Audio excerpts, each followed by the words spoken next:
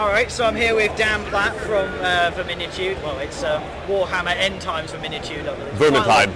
Vermintide. Yeah, sorry, it's fine. It's important to get the pronunciation right. So, first of all, if you could just introduce yourself, tell us what you do. I'm Daniel Platt. I'm the lead level designer on Vermintide at Platt Games over in Stockholm. Alright, so first of all, if you could tell us a little bit about what sort of game it is. Well, it's a first-person co-op action game set in the Warhammer universe, of course. So. One of the key features on it is that it combines sort of melee and range combat, doesn't it, in the Warhammer world? Yeah, it's quite fun. We have a unique back and forth. It must have been quite hard to balance the game from that perspective because they're quite different sort of game styles. So how did you go about getting that balanced? I think in general we try to cater to have certain enemies that adapt more to certain styles. So you're forced to switch back and forth. You have some that are very potent in ranged and some that are very potent in melee. So you kind of have to go back and forth like that. So obviously it's a co-op game. That's kind of the big focus on it, on multiplayer and co-op and that sort of thing. When I was reading up about it, it was saying that there's sort of, is it 5 different hero types? So are you really kind of like putting the emphasis on having a broad range of skills and everyone working together? Yes, but also you can kind of play. They're not very locked down. The characters, they can be changed to suit your playstyle a bit. So even though you'll need your friends, you won't often be dependent on like a healer, for example, or like in a lot of other games. Right. Are you able to tell us anything about the 5 different types of hero that you can play, or is that locked down at the minute? Oh, you can play as a dwarf ranger, which is kind of like it's a dwarf ranger, Yeah. And you have a wood elf, an imperial soldier, which is more kind of like a hammer. What do you call it? More like a tanky kind of big guy. You have a bright wizard, which is a fire mage kind of. And it's also, I can't believe I forgot the 5th character. It's always when you try to cut down to 5. On record as well. Yeah, on record, yeah. We'll leave that one, you're leaving that one as a mystery for us, Okay. that's the best way. So, what you're saying is that while they have their own sort of individual traits and skills, you can customize them a little bit so that you don't have to necessarily go range specific on one. Yeah, you have a lot of different weapons to choose from, and you can kind of pick it. Yeah, it can be a heavy hitter or more of a AOE kind of hit a lot of characters like that. So are there any RPG elements to the game so that you can develop your characters, unlock skills or anything, or is it all open from the beginning? I think most of that is you're not going to become better per se. You'll unlock more options to do different things, but that's mostly through the weapons. And we have trinkets you can wear that give you certain abilities, like heal on a kill or ammo back if you pick something up or stuff like that. So yeah. So one of the things that I was reading about the game is that you've got a dynamic spawn system, which you think changes the game up quite a bit. What does that mean? It means kind of like it adapts to how you're doing. So if you're having trouble through a level, it'll kind of calm things down. And if you're doing very well, it'll throw more stuff at you. And it's kind of a dynamic difficulty. It keeps things interesting and yeah. Alright, okay. And it's also going to be different every time you play. So you're not sure what's going to be where and stuff like that. So that'll add to replayability. Oh, well, that's good. So the sort of touted on the website was the looting system being a little bit unique to the game. In what ways is it different from normal?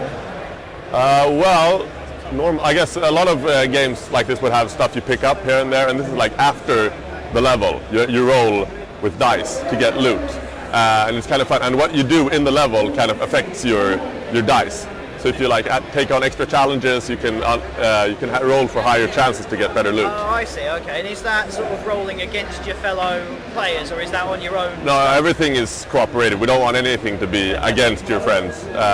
Even though we had some ideas like that, we quickly threw them out. It's nice to not have to feel animosity towards your friends. But in general, you roll after a level, and that makes these kind of high stakes that you don't want to die and lose and start over. Like you want that loot, so you want to finish the level. Yeah. So what's it been like working with the Warhammer license? Because it's quite a unique license from its own perspective. There's quite a lot of lore, and obviously it gives you a lot of stuff to work with, but it also puts a lot of restrictions on. So what's that been like working with? I think in general we were really worried about the restrictions in the beginning, but I think a lot of it's such a broad universe that you can just pick and choose from here and there, and there's like years and years of literature going back that you can pick from to get what you want. So that's been a lot of fun, and we've had some really huge Warhammer fans at the office. And that's been like, and they've been just like kids. And I've gotten really into Warhammer as well since working on it, so it's been really fun. Yeah, because looking at it, it seems to have taken, if you'll pardon me if I say so, it seems like it's taken influence from a lot of different games. There's the sort of first-person melee combat feels a bit Skyrim-y. You've got a lot of the sort of cooperative stuff from like Evolve more recently, and Dead Rising, and all of those sort of games. What sort of games do you think it's most like? Well, I think Left 4 Dead, I think you were going to say, is definitely one of our big inspirations. And as you said, Skyrim has great melee combat. We're kind of building on that and taking it up a notch, I think. What else? Well, we have a lot of different inspirations. It's kind of like all over the place. We've been looking at, yeah, I don't know, all over the place really. So, but yeah, those are the two main. Right. So just for our listeners, what's the general sort of storyline premise for the game? Well, what's going on right now in the Warhammer universe is the end times. So it's been, it's kind of like the whole world is kind of collapsing, chaos gods are coming up, and everything is kind of going to hell really. So, and this is kind of a fun opportunity to be in the game. So it's a good like apocalypse for us. And what's happening is these rat men, the Skaven, are taking control kind of. So, and they're coming in to invade the city called Ubersreich. And you are in the city as it happens, and you try to survive and get by, and it's fun. All right, so with regard to that, obviously there's going to be a lot of different levels in the game. Obviously you've been involved in that as the lead level designer. What sort of things should we keep a lookout when we're playing something that's particularly memorable? Well, I think we're in the city called Ubersreich, and a little bit outside as well. I think some of my favorite areas are like you go up on the city walls, kind of the surround, and they're really high and kind of extremely lightning everywhere and kind of dramatic, and you go out in the woods, which is really eerie and scary, and you also go down into the Skaven Under Empire, the tunnels underneath the city, which is kind of, you get to see where they live, and that hasn't been explored a lot in Warhammer, which is really cool for us.